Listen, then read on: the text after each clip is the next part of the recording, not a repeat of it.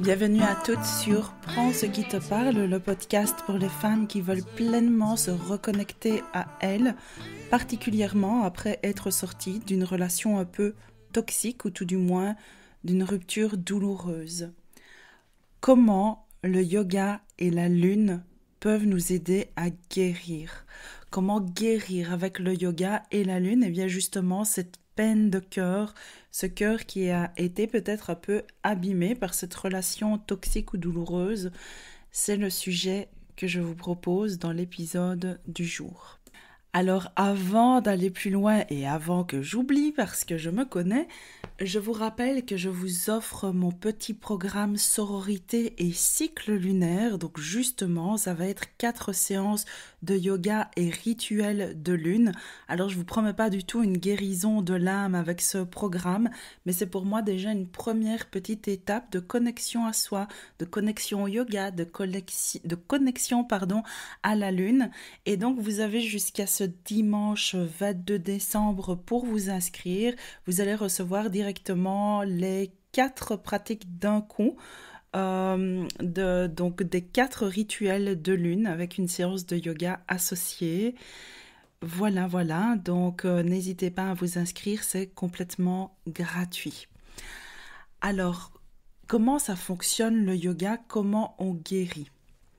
Ici, je veux vous parler un peu de yoga thérapeutique. Je vais vous expliquer un peu comment ça fonctionne et un petit peu aussi ma vision par rapport à ça pour l'avoir étudié dans un sens et puis pour l'avoir expérimenté à fond, à 100%, pour avoir fait une pratique de yoga thérapeutique tous les jours de ma vie pendant au moins 5 ans. J'ai envie de vous expliquer certainement un tout petit peu de mon expérience, mais surtout de vous faire comprendre comment vous aussi, eh bien, ça peut vous aider dans cette guérison, en fait, de votre cœur. Donc, il faut savoir que le yoga thérapeutique, le yoga, en fait, de manière générale, c'est une pratique holistique. Donc, c'est-à-dire que c'est une pratique qui va agir sur toutes les couches de notre être. Pas uniquement le corps comme on peut le faire par exemple en kinésithérapie. Donc moi vous savez que je suis aussi kiné. En kiné par exemple quelqu'un a mal au dos, on reste sur le corps, on va mettre du mouvement pour l'aider à récupérer son mouvement. En yoga quelqu'un qui a mal au dos, on va regarder son dos, mais on va regarder tout ce qu'il y a autour, on va regarder ses émotions, on va regarder son histoire de vie, on va essayer de comprendre ses blocages énergétiques, émotionnels. C'est vraiment très différent.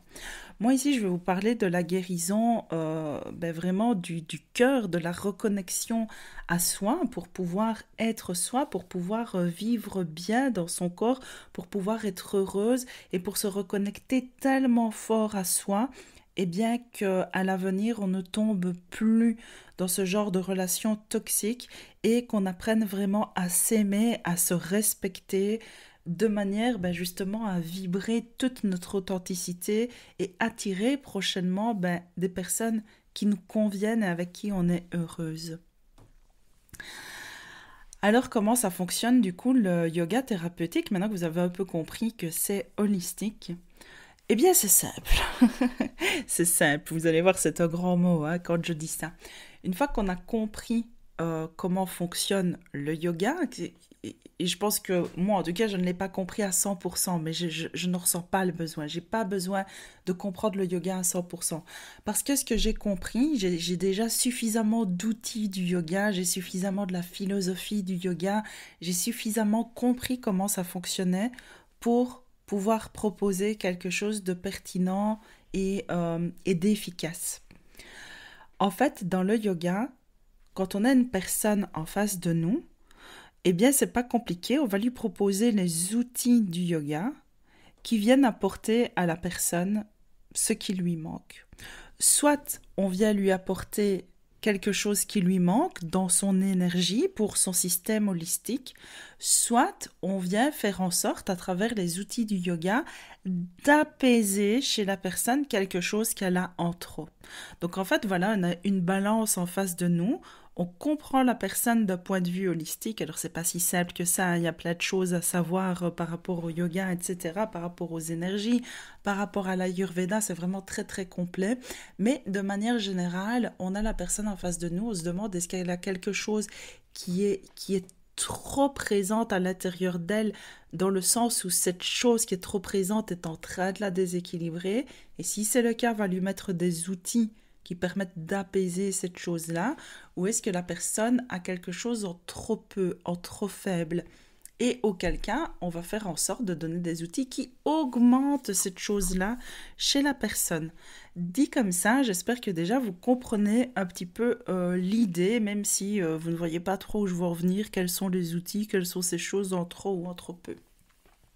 Évidemment, je ne vais pas rentrer dans les détails parce que sinon on est parti sur plusieurs années de formation, n'est-ce pas? Et là, je vais essayer de tenir en 20 minutes d'épisode.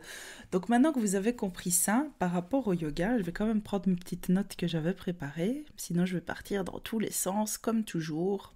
Dans la phase de guérison, pour moi, il y a vraiment plusieurs étapes. Moi, je distingue vraiment 4 grandes étapes avec des sous-étapes, évidemment. Mais je ne vais pas vous les détailler ici puisque ce sera tout le sujet de prochain épisode, puisque ces 4 étapes, ça va être vraiment les piliers de mon programme signature que je suis en train de créer pour le moment. Je suis en train de créer tout un programme de reconnexion à soi pour les femmes qui sortent de relations toxiques. Et ce programme, il passera vraiment par ces 4 étapes, par ces 4 phases de guérison, de reconnexion à soi. Mais en tout cas, il y a une des phases, quand on commence cette guérison, qui, à mon sens, est une phase de libération. C'est une phase d'abord, avant d'aller plus loin, avant de retrouver, vous savez, ce truc de femme badass, qui a confiance en elle, qui retrouve son énergie, qui retrouve sa force intérieure, sa confiance, etc. Pour moi, c'est essentiel que ça passe d'abord par une phase de lâcher, par une phase de douceur, par une phase où on vient libérer en fait tout ce trop-plein qu'on a accumulé. Un petit peu, si je faisais une métaphore, c'est un petit peu comme si pendant toute la relation toxique, c'est comme s'il y avait tous des nœuds qui avaient été faits à l'intérieur de nous, qui étaient venus serrer notre cœur, qui étaient venus serrer notre ventre, qui étaient venus qui était venu nous censurer, en fait, vous voyez. Et pour moi, il y a vraiment une phase qui est essentielle quand on se reconnecte à soi et qu'on veut aller sur ce chemin de guérison, qui est la phase où on vient un peu libérer de tout ça, où on vient tout doucement défaire les nœuds pour qu'ils lâchent et pour pouvoir, après, remettre du nouveau. Vous voyez, d'abord, on fait la place pour après pouvoir grandir. Si je reprends la métaphore du jardin que j'aime bien faire de temps en temps, avant de planter des graines pour qu'il y ait à nouveau des fleurs qui poussent, ça va être important de préparer la terre, de préparer le terreau. Si on a jeté des plantes invasives qui ont fait plein de lianes et qui sont venues comme ça envahir vos plantes endémiques, ça va être important de d'abord procéder à un petit nettoyage pour démarrer sur un terreau fertile, sur un terreau dans lequel il y a de la place et où les nouvelles plantes vont pouvoir s'épanouir. Sinon, c'est un petit peu mettre des couches sur des couches, etc. Et c'est donc dans cette phase-là que la lune va pouvoir intervenir pour nous aider à libérer, à nous apporter de la douceur, etc. Mais avant de vous expliquer plus en profondeur pourquoi la lune, laissez-moi vous expliquer en quelques mots, justement les outils du yoga qui vont permettre cette guérison. Parce que oui, le yoga, si vous en avez déjà entendu parler ou même si vous en avez déjà fait, certainement que comme la majorité des personnes, vous vous dites qu'il s'agit de faire des postures, de mettre la jambe derrière la tête, de se retrouver dans des postures farfelues où on ne sait pas où est le cucu, où est la tête pour reprendre si vous avez la référence. Si vous avez la référence, dites-le moi en commentaire. Et donc voilà, les personnes s'imaginent souvent que le yoga, c'est ça. C'est des postures, c'est de la gymnastique. Mais en fait, pas du tout. C'est tellement plus que ça. Le yoga, c'est une discipline qui est tellement complète, comme je vous le disais en début d'épisode, qui est holistique, qui travaille sur chacun de nos systèmes, qui travaille sur notre énergie, sur nos émotions. Au départ, le yoga, vraiment, si on reprend les textes sacrés, le yoga, c'est la canalisation des fluctuations de notre mental. Donc, quand on fait un yoga vraiment thérapeutique de façon sérieuse, avec un engagement pour soi, sur le long terme, le yoga, il travaille sur notre mental, en fait. Et oui, ça passe par notre corps. Et évidemment, ça fait du bien au corps. Mais vous voyez, c'est une démarche qui est bien plus profonde que juste une démarche de gymnastique pour devenir un peu plus souple. Pas du tout. Et donc, en effet, dans les outils du yoga, ben voilà, il y a les postures. Je vais vous parler un petit peu de ça. Donc, par exemple, dans cette phase de détente, de lâcher, on va justement faire des postures qui sont très douces, des postures qui sont accessibles. C'est absolument pas le moment, dans cette phase de guérison, de faire des postures challengeantes. C'est le moment de faire des postures un petit peu en repli, des postures qu'on appelle Lingana. C'est le même genre de pratique qu'on peut faire par exemple en automne pour les personnes qui viennent pour le moment à mes cours de yoga. On fait ce genre de séance très douce, vraiment tournée vers l'intériorité. Donc vraiment la posture en elle-même va aider le corps en fait à libérer les énergies usées. Il y a des postures qui aident à libérer les émotions. Il y a des postures, je ne vais pas rentrer dans les détails ici, mais il y a des postures qui travaillent évidemment sur les chakras.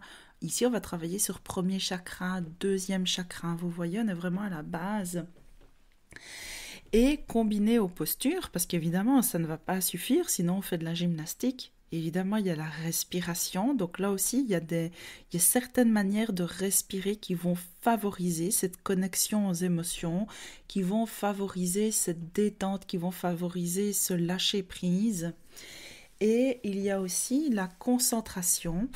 La méditation, donc dans le yoga, la méditation, il y a plusieurs étapes de méditation et pour être honnête, je ne les connais même pas toutes, tellement que c'est un travail, comme je vous dis, continu qu'on pourrait étudier, mais vraiment toute une vie, c'est passionnant. Mais en tout cas, dans les premières étapes de la méditation, eh bien, c'est le fait de se concentrer sur un objet, donc sur quelque chose. Et dans le yoga, ce qu'on dit, c'est que quand on se concentre sur quelque chose, donc c'est-à-dire quand on médite sur quelque chose, on finit par avoir les qualités de cet objet. Donc c'est-à-dire que, et c'est pour ça que c'est vraiment important de surveiller nos pensées, de surveiller notre langage, vous voyez, parce qu'en fait si vous pensez tout le temps à quelque chose de négatif, ou à quelque chose de stressant, ou à quelque chose de voilà, qui va pas être porteur pour vous, et bien ce quelque chose, il finit par vous envahir dans chacune de vos cellules.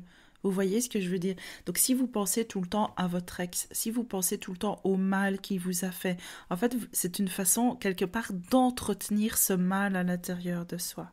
Donc qu'est-ce qu'on va faire comme méditation? On va se connecter à quelque chose qui va nous aider en fait à nous apaiser et à passer ce cap.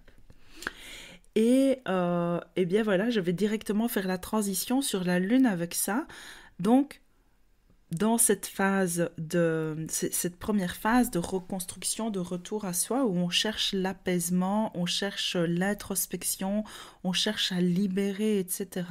Le fait de se connecter à la lune, de visualiser par exemple la lune dans nos pratiques de yoga ou de chanter le mantra de la lune parce que dans le yoga aussi on peut chanter et là le but c'est vraiment d'émettre une vibration, donc déjà ça fait vibrer encore une fois chacune de nos cellules, ça apaise très fort notre système nerveux à travers notre nerf vague qui se sent en sécurité quand on chante parce que on ne sait pas fuir un danger et chanter en même temps, donc quand on chante c'est quand même qu'on envoie un message à notre corps, c'est bon, là je suis sécure, je suis en train de chanter, donc c'est que tout va bien et que je peux me détendre.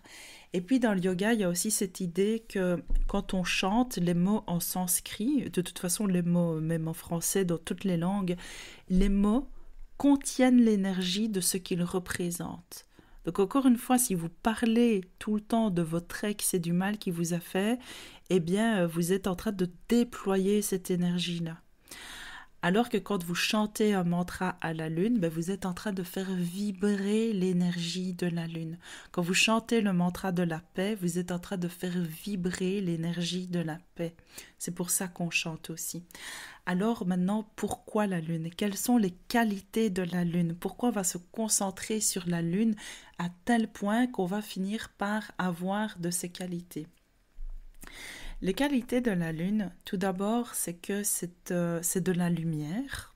Donc la lumière, ben, c'est toujours bien dans notre vie, on en a besoin, mais c'est une lumière qui est froide, comparée à la lumière du soleil qui est chaude et qui pourrait en fait un peu, ben, si on se concentre trop fort sur le soleil, en tout cas à des moments qui ne sont pas appropriés, on pourrait avoir les qualités du soleil et donc avoir trop de chaleur dans notre corps qu'on appelle pitta dans le langage du yoga et de l'ayurveda. Et c'est pas le moment en fait de déclencher de la chaleur à l'intérieur de nous parce qu'on a déjà beaucoup de colère par rapport à tout ce qui s'est passé. Nous là on a besoin de s'apaiser, on a besoin de douceur, on a besoin de se rafraîchir. Et donc la lune ça reste de la lumière qui va venir nous soutenir, mais c'est une lumière froide, c'est une lumière rafraîchissante. Je reprends mes petites notes pour ne rien oublier. Ensuite, la lune, elle est reliée aux femmes. Et là, je vous invite vraiment à écouter l'épisode de la semaine passée, si vous ne l'avez pas encore écouté, car je parle beaucoup de ça, du rapport entre le cycle de la lune et le cycle des femmes. Et donc, il n'y a rien à faire en se connectant à travers la pratique de yoga à la lune. On se relie à notre pouvoir de femme, on se relie en fait à cet héritage, en fait, vous voyez, qu'on a à l'intérieur de soi et qui existe depuis la nuit des temps. On se relie très fortement à notre féminité, à notre nature cyclique. Et c'est vraiment une façon de s'accepter et de commencer déjà à s'aimer, à aimer être une femme, à aimer être soi. Alors, la lune, elle brille, mais elle brille la nuit. Et donc la lune, elle éclaire l'obscurité. Donc vous voyez, en se connectant à la lune, si on croit à cette histoire d'énergie que vous voyez qu'à force de se concentrer sur quelque chose, on obtient de son énergie, eh bien c'est une façon aussi de voir les choses qui normalement sont dans le noir, les choses qui normalement sont dans la nuit. Donc la lune, elle vient tout de même mettre de la lumière sur les choses qu'on a besoin de voir et qu'on avait peut-être un peu cachées, enfouies à l'intérieur de soi. Donc elle nous aide vraiment dans cette phase d'introspection et en même temps on va le faire avec beaucoup de douceur, avec beaucoup de bienveillance pour que ça reste très sécure et très safe, évidemment. Donc la lune, elle est liée au monde de l'introspection, elle est très fortement reliée à l'eau, vous voyez, il y a vraiment, la lune, elle est très liée à l'énergie de l'eau, vous savez qu'elle influence l'eau, qu'elle influence les marées, et l'eau, d'un point de vue un peu métaphore, c'est tout ce qui est le monde des émotions. Donc la lune, elle nous connecte aussi très fort à nos émotions. Toutes ces émotions qu'on a stockées quelque part à l'intérieur de nous, qu'on a gardées, ces petits nœuds dont je vous parlais en début d'épisode, eh ben la lune, elle va nous aider en fait à aller mettre de la clarté là-dessus et elle va nous connecter à nos émotions. Donc ça va être une phase aussi où peut-être on va un peu pleurer, mais c'est sain de pleurer. Et là aussi, il y a un épisode sur les émotions, je ne sais plus lequel, c'était dans les tout premiers, mais c'est très sain de pleurer, c'est normal d'avoir des émotions, surtout quand on a vécu quelque chose de douloureux comme ça. Donc la lune, elle va nous aider à prendre contact de façon saine avec nos émotions. Et puis, elle a ce côté apaisant par cette lumière qui est froide, qui est fraîche. Et dans le langage du yoga et de l'ayurveda, on va dire que la lune, elle apaise pitta, donc elle apaise justement le feu, elle apaise la colère, vous voyez, donc on va pouvoir faire tout un travail comme ça de libération sans aller dans quelque chose qui pourrait déclencher de la colère, du feu, et qui après se manifesterait à l'intérieur de nous par des inflammations et ce genre de choses, en fait, par des accès de colère ou par simplement une somatisation dans le corps qui viendrait se faire ressentir par de la douleur, par des gastrites, des tendinites, des coliques, vous voyez, enfin, tout ce qui finit un peu en it et qui est un processus inflammatoire du corps qu'on appelle pitta dans le yoga et l'ayurveda. Donc voilà pourquoi en fait la connexion à la lune est intéressante dans cette phase de reconnexion à soi et comment est-ce qu'on peut utiliser la lune dans la pratique de yoga. Alors je vous ai dit que la lune, elle avait aussi son petit mantra, donc je vais vous le dire et vous le chanter. Donc évidemment, il y en a plusieurs des mantras. Moi, je vais vous dire celui que je connais le mieux, celui que j'aime le plus. C'est Om Somaya Namaha. Alors Om, c'est la petite syllabe que vous avez toutes déjà entendue et on dit que c'est le son de l'univers. Donc quand on commence un mantra par Om, c'est une façon de se connecter à l'univers, en soi et à l'extérieur de soi. C'est une façon de se connecter au plus grand, en fait. Soma, ça veut dire la lune. Somaya, le fait qu'on mette un ya à la fin, c'est une voyelle qui connecte au chakra du cœur. Et puis Namaha, c'est salutation. Donc Om Somaya Namaha, c'est salutation à la lune.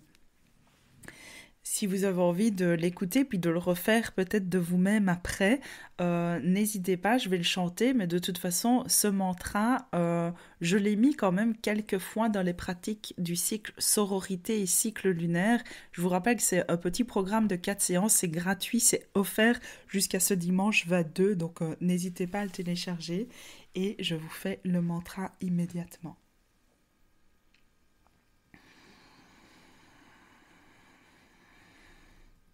Om Somaya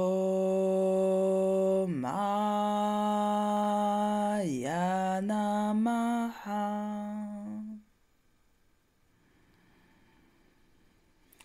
Donc l'idée, quand on fait ça dans une pratique de yoga, ici je l'ai juste fait une fois pour la démonstration, mais l'idée c'est qu'on va chanter soit plusieurs fois, par exemple en début de séance ou en fin de séance. C'est aussi possible de chanter en faisant les postures, donc plutôt que d'expirer pour aller dans la posture, parfois on peut chanter pour aller dans la posture. On peut le faire aussi dans la tête, on n'est pas obligé de le faire à voix haute. Maintenant, quand on le fait à voix haute, je vous rappelle qu'on fait tout vibrer à l'intérieur de nous, etc. Donc c'est vraiment intéressant, mais c'est pas toujours possible. Si vous avez une famille ou quoi qui est là tout près, que vous avez des voisins, enfin peu importe. Et encore une fois, la manière dont on va chanter le mantra et à quel moment de la pratique on va le mettre, ça aura une incidence différente sur la pratique et sur les effets. Et ça, évidemment, je ne saurais pas tout vous détailler et tout vous expliquer ici, mais juste pour vous faire comprendre que tout a un sens et que vraiment, on peut mixer les outils entre eux de manière à créer quelque chose de vraiment pertinent pour la reconnexion à soi. Voilà. Alors évidemment, dans mon futur programme, mon programme signature de connexion à soi, pour moi c'est inévitable qu'il y aura des pratiques autour de la lune. Il n'y aura pas que ça, évidemment, mais il y aura en tout cas des étapes avec cette notion de lune. Alors si vous êtes impatiente de découvrir ça, en attendant, il y a le petit programme gratuit qui vous donnera déjà une petite touche, une petite approche et j'espère vraiment que ça vous plaira et que ça vous fera du bien. Et voilà, l'épisode du jour est terminé. S'il t'a plu, n'hésite pas à t'abonner, à liker, mettre des étoiles, un petit commentaire et à partager avec une personne à qui ça ferait du bien. Tu sais, ces petites actions permettent de mieux faire connaître ce podcast et ça me fait très chaud au cœur. Alors je te dis déjà merci, à la semaine prochaine et d'ici là, on se retrouve sur Instagram. Bisous!